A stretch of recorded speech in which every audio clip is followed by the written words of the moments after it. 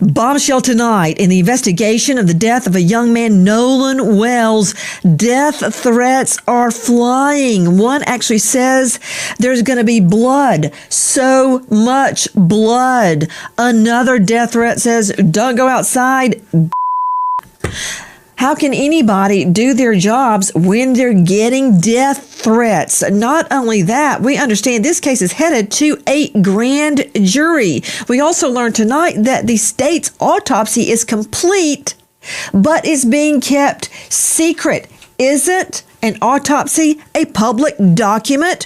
Why is it being kept hidden from us, the Once that package is open, the timer will start. Then you have 10 seconds or less to ask God for forgiveness. That is not dialogue from a screenplay. That is a direct quote from a federal criminal complaint filed in the Southern District of Mississippi. The defendant, Joseph Alfredo Vasquez de Mars, mailed that threat to a sitting judge. The package was not a bomb. It was a letter. But the message was a detonator aimed at the foundation of a single investigation. And that investigation has now disappeared behind a wall we are not allowed to see. Imagine a courtroom where the jury is locked in a soundproof room. The evidence is presented. The verdict is reached, but the door never opens. The public sits outside. The family sits outside. The reporters sit outside. And the only sound is the shuffling of papers no one can read. That is the Nolan Wells case right now. The state autopsy is complete. The report exists. The tissue studies are done. The toxicology panel is logged. And the door is closed. Not by accident, by order. The district attorney has directed that the report be withheld pending a secret grand jury proceeding. That is not speculation. That is the stated position. An autopsy is a public record in Mississippi, unless someone decides it is not. Joe Scott Morgan, death investigator. I've never known an autopsy report not to be a public record unless they're claiming ongoing investigation.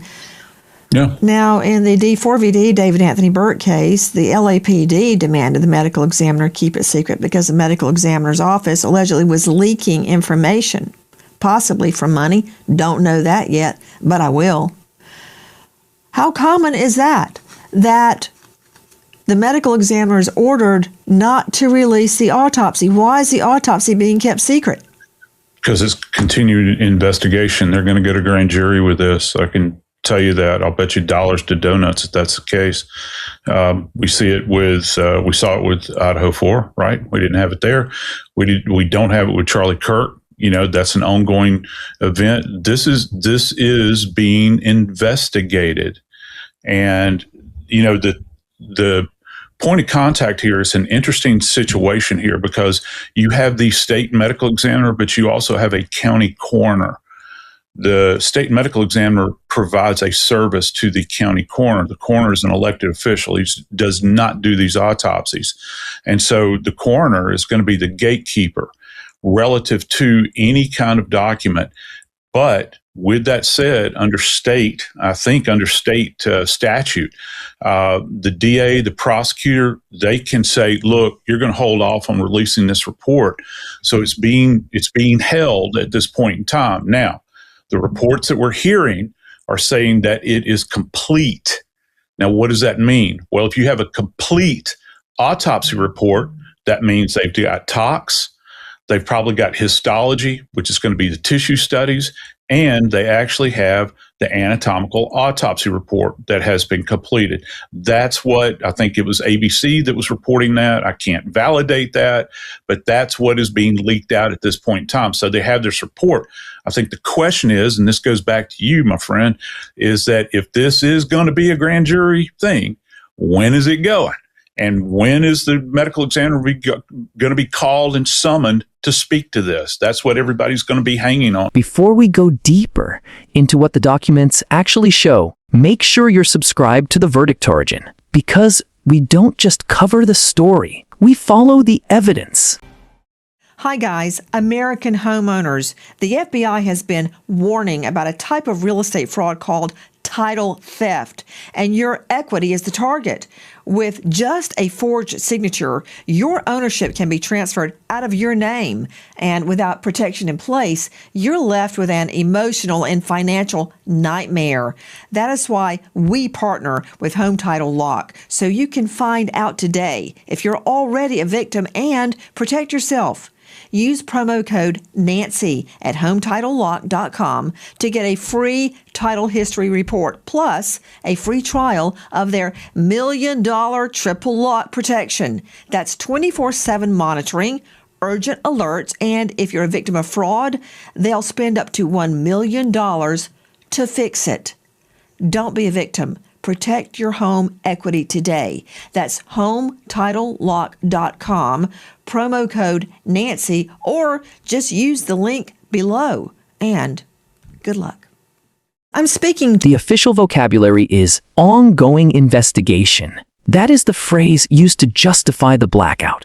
But let us translate that from bureaucratic code into plain English. What they are saying is this: the state medical examiner has completed the anatomical dissection. The state has completed the histological analysis. The state has completed the toxicological screening. And now the state does not want you to see any of it. That is not an investigation. That is a retention. And a retention is what happens when the release of a document is considered more dangerous than the document itself. So what is in that report? The first autopsy in the Nolan Wells case. Public, what is in that autopsy, the first autopsy of Nolan Wells? Good evening. I'm Nancy Grace. This is Crime Stories. I want to thank you for being with us.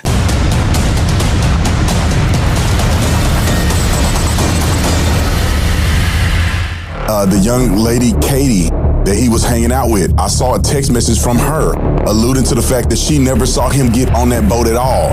They could have been saying, "Don't die," or "Is it dead?" referring to the bilge pump. Somebody would have seen something if there was a dramatic commotion like this occurring on that boat. I hope Nolan Wells died by accident. I'm not shutting down our Crime Stories investigation until I know. Joe Scott, follow up. I'm not arguing with Burkhart's.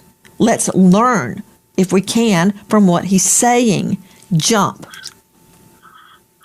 The one conducted before the body was transported to Washington, D.C. for a second examination by a former chief medical examiner retained by the family. The first autopsy reportedly documented decomposition that compromised key findings. Yeah, so whatever has been the causal factors here has got to marry up with what they were seeing at the scene, and perhaps the audio does fall into this. You know, these statements. And I think that probably from a medical legal perspective, that is the coroner and the medical examiner are going to want to be able to fully appreciate what is being said here from a timeline. This is absent the police's investigation. They're going to try to rule in or rule out what they're seeing presenting on Nolan's remains when they finally did receive them at the state medical examiner's office and that examination began. And this is going to be critical and key, you know, because the causal effects here are going to be critical. You know, we go back to these changes that the second autopsy referred to on the back of the head. Now, the doctor was not able to, at that point in time, even though he did do a thorough, what's referred to as a layered dissection here, he could not establish the causal effects here because the injury or the insult that you see there, this presentation, is compromised by decomposition. So what did the state medical examiner see? My problem is here, Nancy, how was the body treated before or after the first autopsy and the body is transported up to D.C.? I have questions about this because they're talking about to the degree with which the body was decomposed. The doctor up in D.C. is seeing significant decomposition. We don't know what they saw in Mississippi, but I do know that you're only talking about what, and I'm ballparking here, please give me some grace, maybe 48 hours tops. before the medical legal authorities have seen the body. So how far degraded is the body to compromise any of this? And this evidence is going to have to be borne out, not just with the physical findings that you see with the unaided eye, but also whatever's going on. The second autopsy found deep red markings on the occipital region of the skull, not dispersed as lividity would be, localized, singular, unexplained. The neck organs were absent, the lungs were not intact, and the body had degraded so rapidly that the second examiner could not establish a causal mechanism. So what did the first examiner see? What did the first examiner preserve? What did the first examiner miss? The public does not know, because the public is not allowed to know. But who? Joining me now, Teslin Figaro, social justice, political commentator, host of the Teslin Figaro podcast. Ms. Figaro, thank you for being with us. I'd like to hear your thoughts. Yeah, well, that's what the family is saying. They don't believe he died by accident. That's the point. That's the reason why Nolan Wells' mom is saying, I don't believe this. I don't believe he died by accident before we had the audio. I mean, Susan, weigh in. I was listening to the enhanced version, both of them now, not doctored, by the way. There's a big difference there. Have you ever heard, Nancy, on Instagram where you listen to two things and your mind goes to what you're thinking of, like green car or moon boat? What are we really hearing? I believe that something nefarious did happen. Where I think the answers will be, again, this is my opinion, but I believe something happened there and we're not hearing the full story. And you pointing out, Nancy, how crowded that area was. So let's say what people are claiming, that it was an accidental drowning. No one saw. Look here at the crowd. Nobody saw what happened. And all of us have our phones on us all the time. No one recorded this. I think the answers are in the timeline and also the autopsy, when we will hear answers there. You're seeing video from the Officer Tatum show, and I don't know what they were trying to show with it, but how can someone be dead and floating in the water and nobody notice? Which leads me to, Susan Hendricks, the fact that we have learned tonight that the state's autopsy is complete, but it's being kept secret. Mm-hmm. Yeah, absolutely. Being held for the grand jury to look into that. And the fact, as you brought up, Nancy, earlier, that part of his throat was missing, will that be key? There's so many questions around this, but right, it's a public record, but we're not hearing about it. I guess they're waiting for the grand jury to show them that first. Here is where the irony becomes unbearable. A grand jury is supposed to protect the public from unfounded prosecutions. A secret grand jury protects the prosecution from the public. And when a prosecutor shields a completed autopsy from the very community that paid for it, the grand jury stops being a shield and becomes a silencer. That is the damning phrase, a silencer. The Nolan Wells autopsy is not being withheld because it is incomplete. It is being withheld because it is complete. That is the damning phrase. If the report showed a straightforward accidental drowning, the district attorney would release it tomorrow and put an end to the death threats and the federal arrests and the polygraph chaos. To George Olivo joining us. He's the former FBI special agent and polygraph examiner at georgeolivo.com. Okay, George, listen to what Officer Tatum told me. Back to Officer Tatum, star of The Officer Tatum on YouTube. Have the friends taken polygraphs? Well, from my understanding, all but I believe one took a polygraph, and from what was told to me, that they all passed. And all of the ones that took a polygraph took one without a lawyer. And they cooperated with law enforcement. So from my understanding, everybody took a polygraph test. Why do you say that's from what you understand? Did they tell you they took a poly and passed? Yes, ma'am. They told me that they did it. I wasn't there. So that's what I'm saying from my understanding. They told me that all the boys except one which is Warren, I believe, took a polygraph test. All of them did not have lawyers and did it and cooperated with police.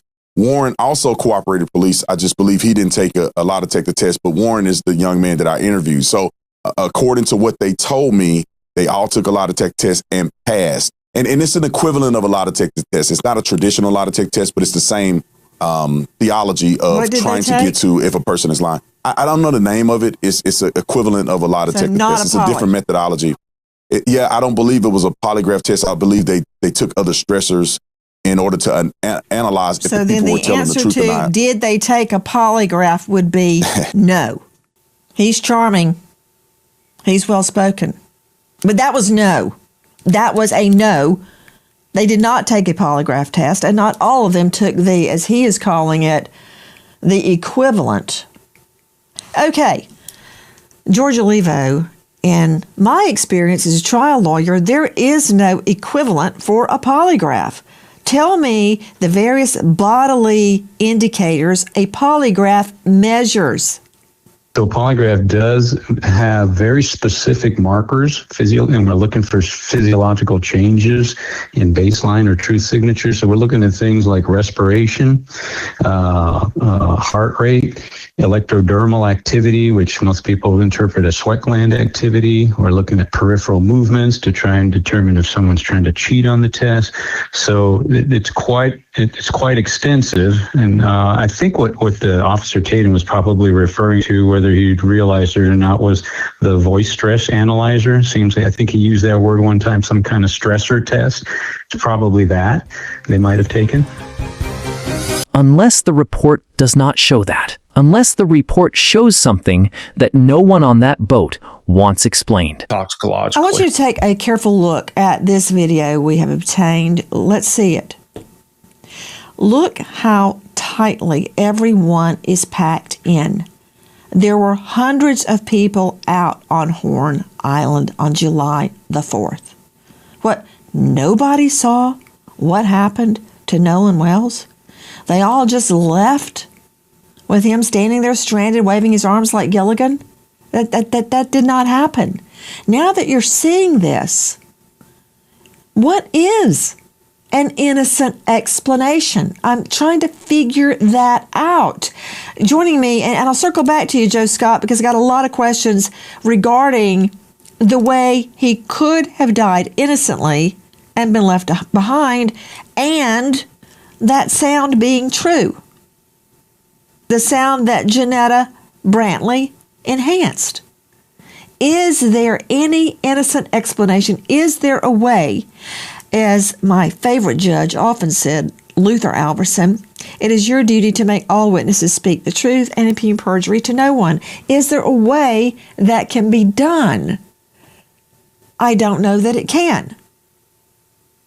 It seems to me that someone is lying.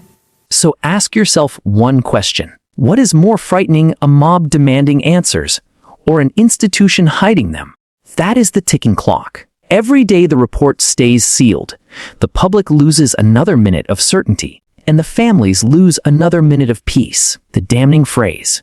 The parallel narrative is even more revealing. While the autopsy remains hidden, federal authorities have arrested 2 individuals for making threats related to this case. One from Sacramento, one from Ohio. One threatened a judge with blood. Hendricks joining us, investigative journalist and reporter. Death threats, including one that says, blood will be everywhere. What was that? That was from a man out of Sacramento, now arrested and threatening the judge who is the stepmother of Warren. And talk about frightening, saying a lot of blood. There'll be a lot of blood like there was on the boat, but yours will be much faster. The perp is Joseph Alfredo Vasquez Dumars, arrested Thursday on charges of interstate transmission of threatening communication. Now, these are federal documents. What did he threaten one of the young men's mom with, Susan? The threats were against Warren, one of the boys on the boat, his stepmother, who is a judge, And it was graphic. It was brutal, saying there will be blood everywhere, threatening her life, talking about on the boat, saying it really does. It says that he is sending a bomb to her office that will, quote, blow you away when you see it. Once that package is open, the timer will start. Then you have 10 seconds or less to ask God for forgiveness. So much blood everywhere. Hard to clean, especially from a boat. That was in that letter. And there is another death threat, Susan Hendricks, to Mississippi law enforcement saying, don't go outside. What happened with that? Yeah, Cincinnati, Ohio woman calling 2 officials out of Mississippi several times, more than 25 times. Here is her mugshot. And you're right. Don't go outside, saying there's a bomb. So the threats are they're taking them seriously, as they should, and 2 arrests so far. The other threatened Mississippi law enforcement with a bomb. That's right. A woman now accused of bomb threats to government offices related to the Nolan Wells investigation. This is an Ohio woman facing federal charges. Michelle Francine Edwards, just charged in the U.S. District Court, Southern District, Mississippi. 1 count, transmitting threatening communications to interstate commerce. Okay. Nobody can do their job appropriately when they're under a death threat. That's against Mississippi law enforcement. Trust me, there are people within law enforcement that are trying to do the right thing. Threats on one of the young men's mothers. That's not all. Teslin Figaro. These are federal charges. These are real arrests. These are public court filings. Yet the document that triggered this national hysteria is not public. The federal complaints describe the threats in graphic detail. The state report describes the body in clinical detail. One is available for download on PayCER. What is the test that Officer Tatum is talking about? To what is he referring? I think, and he was kind of cryptic, maybe intentionally or unintentionally, maybe he didn't really know, but it sounded like he was referring to a voice stress analyzer. Those are these machines that detect microstressors electronically in the voice. The research is very weak on that and that type of technology. I guess it's better than nothing, but the bottom line is, and I'm speaking as a polygraph examiner, and I'm saying this, no diagnostic tool, and you know this obviously, should ever be used as a final verdict. I mean, it is just one piece of the truth puzzle. But obviously, if you had a choice between a voice stress analyzer and a polygraph, there's really no comparison. A polygraph is going to be way more preferable. Well, I mean, even polygraphs are not allowed in a criminal trial unless both parties stipulate they will be allowed to up front before the poly's even taken. They are allowed in civil trials. And isn't it true, Georgia Levo, you're the former FBI polygrapher, isn't it true the questions matter? They're critical. Because if you throw opening questions like, did you do anything wrong? Or what happened that day? You can't ask questions like that. You really have to ask yes/no questions. Then they can expound upon it. Your questions must be very specific. Isn't that true? 100%. Yeah. Test question construction is something that is going to, a lot of things are going to make or break a test, but test question construction is key. And, if something is, let's say, there's a missing child, a missing person, and you ask someone of interest, are you responsible for their disappearance? Well, that's a terrible question because, they may feel morally responsible. If only I had been more careful, they feel guilty. And so you're asking the wrong question there. So you really have to get with investigators. Or you could have asked the perp that grabs the kid off the street, are you responsible for the disappearance? And they go, no, because in their mind, it's the parents' fault because the child was out on the street. Hadn't have anything to do with me. I just gave him a ride before I killed him. That said, you can't leave anything open to interpretation, just like you and I are describing. So when I would agree to a polygraph, I never stipulated it would come into court, ever. But when I would agree to a polygraph as an investigative tool, I would take part in selecting the questions and creating the questions. Because frankly, let's just be honest, George, a voice stress test where the prosecutor or the investigator is not in charge of the questions ain't worth a hill of beans, technical legal jargon. That means nothing to me. I'd agree with you there. Let me put it more clearly. Voice stress test, my rear end. That ain't coming into court. In fact, I wouldn't even pay any attention to it. Now, you give me a polygraph where I help fabricate the questions? Maybe. I want to know who is the polygrapher. Is he somebody the defense hires all the time so they're beholden to the defense? No, I want somebody like Alivo that did it with the FBI. So telling me these boys, as they call them, they're young men, took, first it was a poly, then I find out it's a voice stress test, took a test and they passed. Oh, except one of them didn't take it. That means nothing. Put them on a poly with questions approved by the state. Then I'll pay attention. Right now, it's really not worth the salt that goes in my bread. You know what? Susan Hen. The other is sealed by a district attorney. So the question becomes this: what is more sensitive to the state of Mississippi? The words of a man threatening blood, or the words of a medical examiner describing how Nolan Wells actually died? The answer is obvious, and the answer is obscene. Nolan's family has gotten threats too.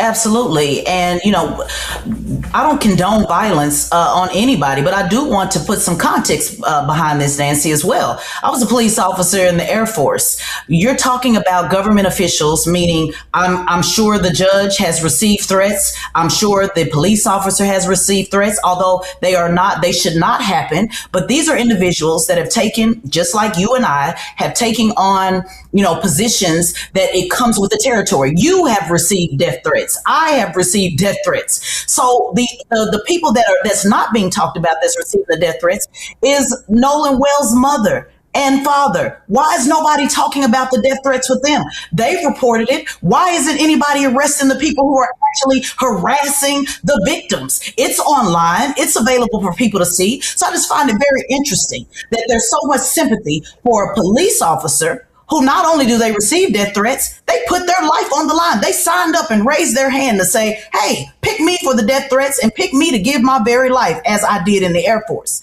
So it is not right what is happening, but we also have to shine a light on the actual victims, the actual people who are grieving the loss of their son, and nobody gives a damn about the death threats that they're receiving. I want to be very clear, Ms. Figueroa. You say nobody cares. That's not true. I care.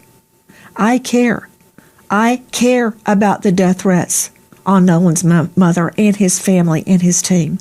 I also care about death threats on one of these boys' mother and on law enforcement. And yes, my first death threat, oh my goodness, came back in the 80s. But guess what? They faxed it to me from the Fulton County Jail.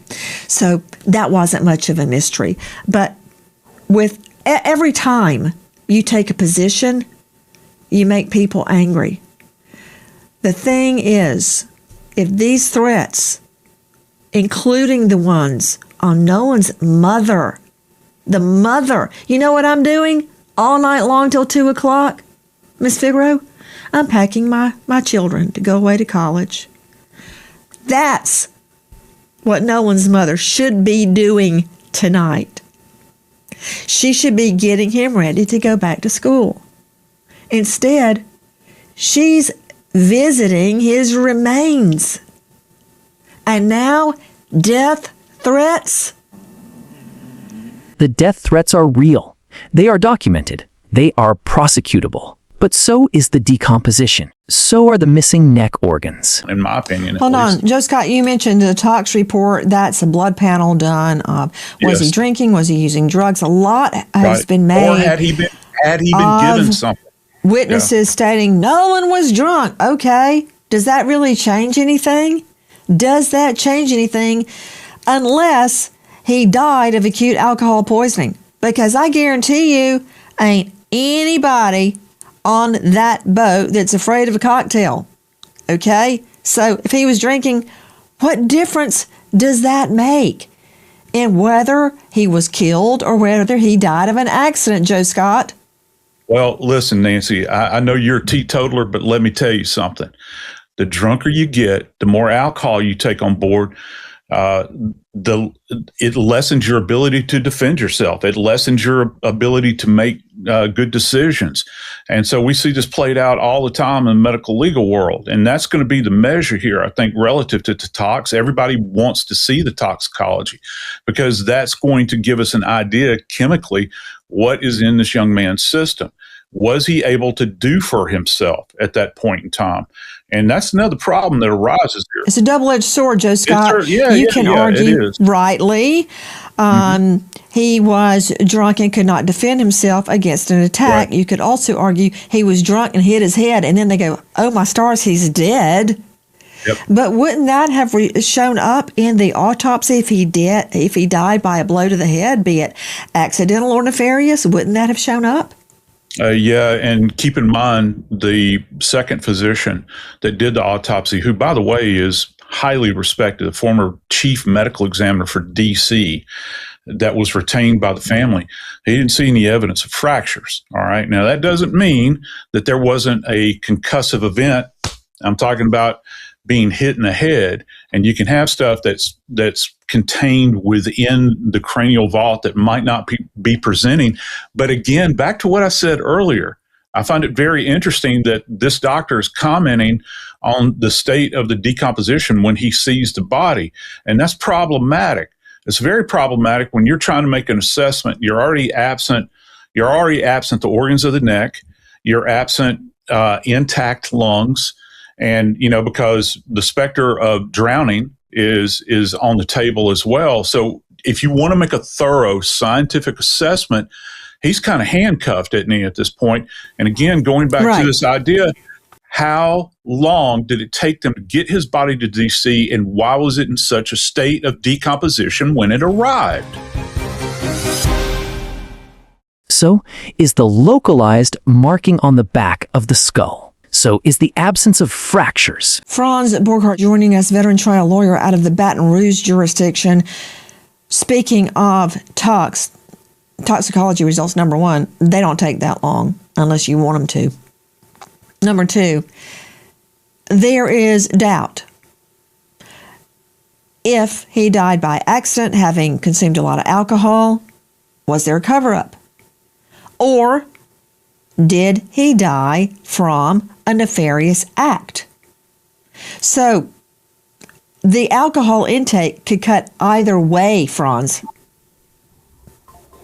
I think you're spot on. I think that the reasonable doubt, if someone gets arrested and accused of this crime, is going to be if the toxicology shows a high BAC in the absence of anything else.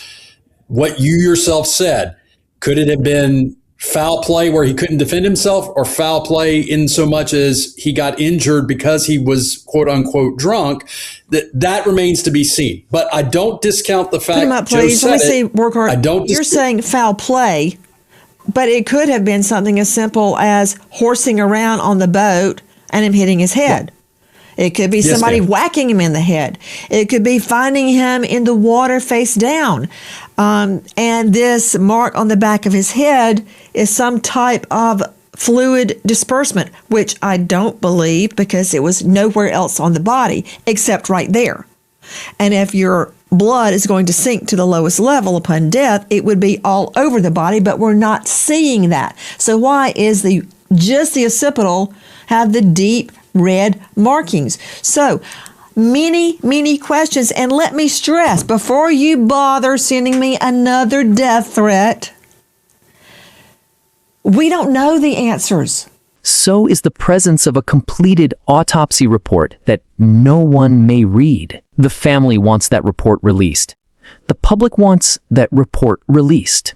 Nancy Grace wants that report released. The only party that does not want that report released is the party that controls the release. That is the structural corruption of secret proceedings. That is the damning phrase.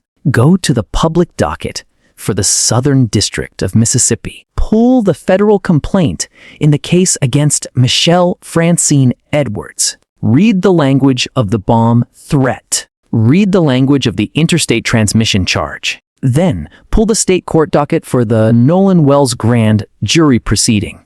Look at what is listed. Look at what is not listed. And then answer this one direct question in the comments. If the death threats are public, why is the death report secret?